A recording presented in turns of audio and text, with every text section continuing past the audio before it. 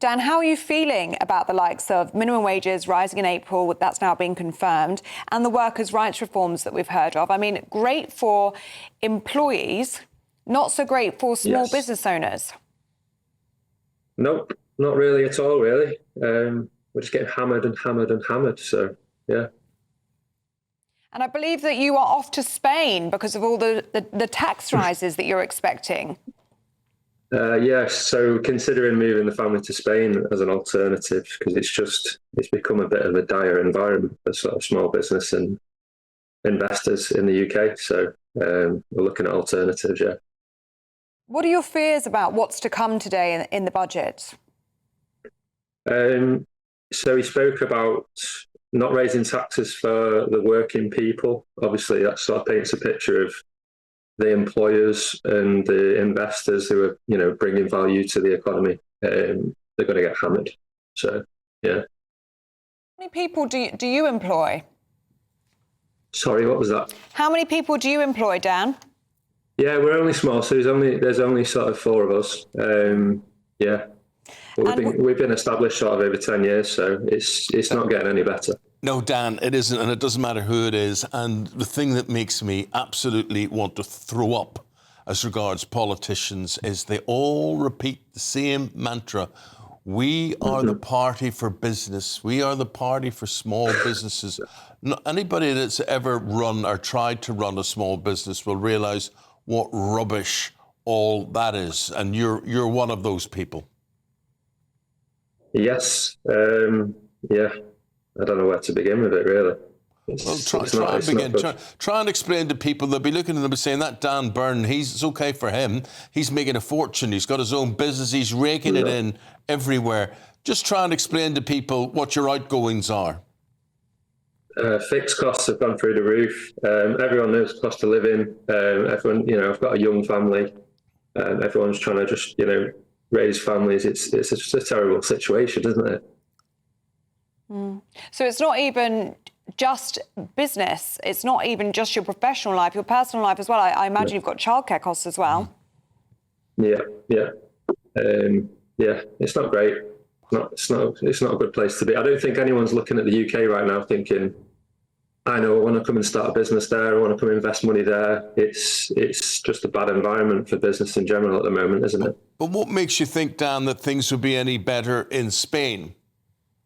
I'm not painting that as the golden alternative, but, I've got to look at my children and sort of say they're only young once and where's going to be better for them, while they're young. So, Dan, and I don't think in the next 5 years, I don't think it's going to get any better sort of here. What support would you like to see? What would you like to see happen in the budget today? What would you like to see announced? It's not going to happen, but, more support for business and more support for, business owners, people who are going to come and bring investment to, infrastructure and housing and whatever else. So it's just not going to happen, though, is it? Cheers, Dan. Thanks very much indeed. We hope the budget's not as bad as you fear that it may be, but I suspect it will. Thank you very much indeed.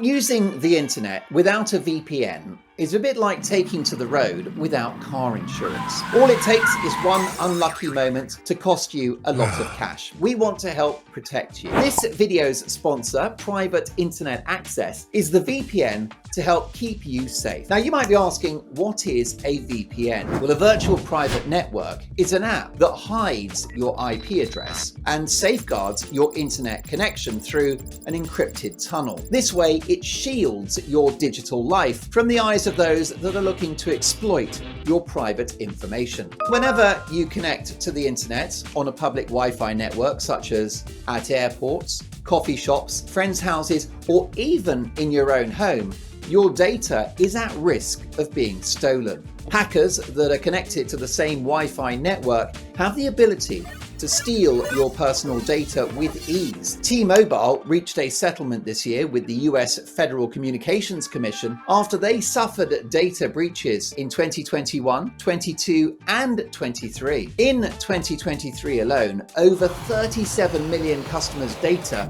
was exposed. And it's not just hackers to be concerned about. Information can be censored.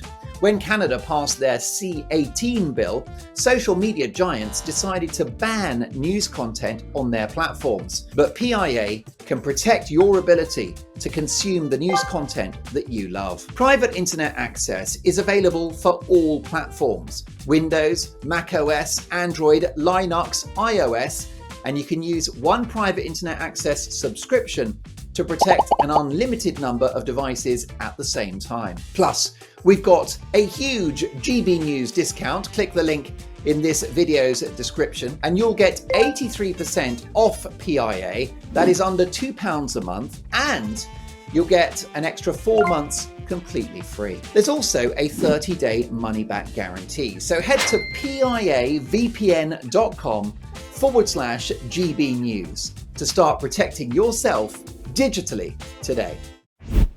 Norman Baker, former Liberal Democrat minister, and Freddie Gray, deputy editor of The Spectator, are here to give their take, their views. What are you expecting, Freddie? Well, I think Labour have made everybody dread this budget so much, just by telling us so much about it, just by hyping it, really. I mean, letting it be hyped. I suspect a lot of people by the end of the day will think, oh, well, maybe it's not that bad. But I think it will be bad for the British economy long term. I think raising national insurance contributions will disincentivise businesses from hiring. You could say that British employment over the last few years has been reasonably healthy and it can afford to take a hit. I don't think that's necessarily the case. I think increasing capital gains doesn't necessarily just target the rich. It targets people who do sensible things like invest in shares and so on.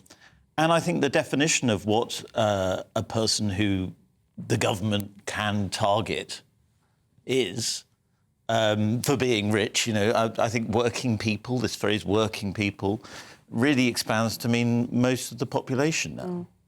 And I think a lot of people will be very angry eventually. I just don't think they'll have this immediate horror at the budget. Norman?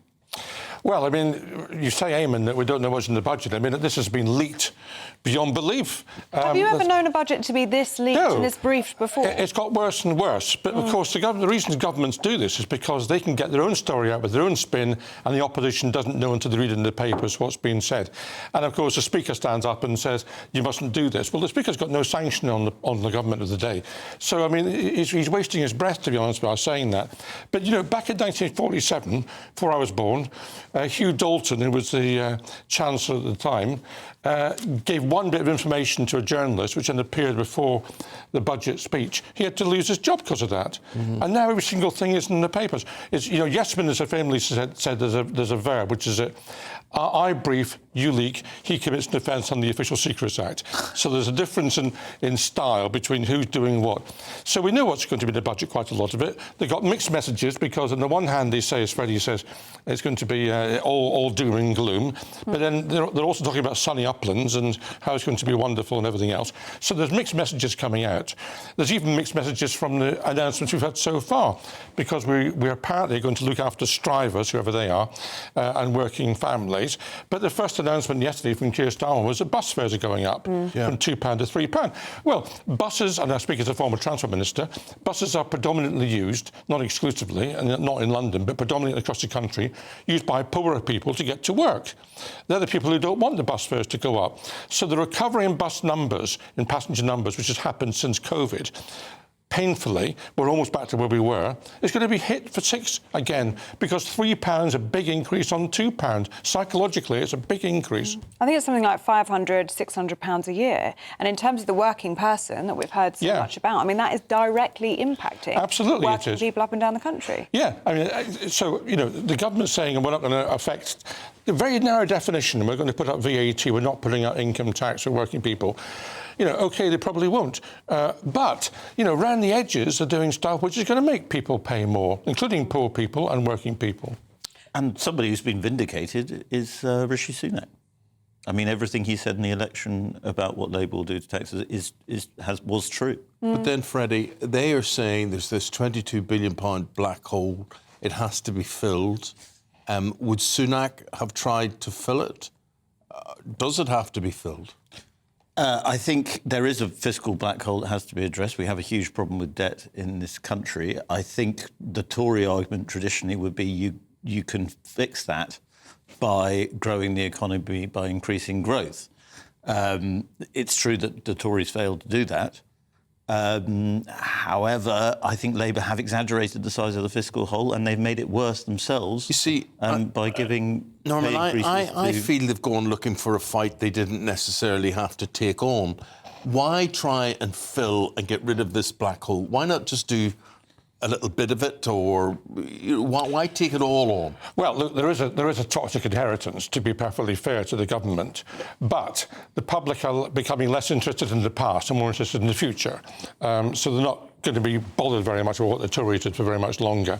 So, look, Rachel Reeves is trying to be a kind of Iron Chancellor, you know, kind of I'm very tough, or that kind of mantra which the Treasury officials are no doubt encouraging her to take forward. I'm not sure that's the right message to give to the people at large in the country. I think, you know, we've had enough of tough chancellors who want a bit of kindness, a bit of TLC and a bit of compassion. We're not going to see very much of that, I don't think.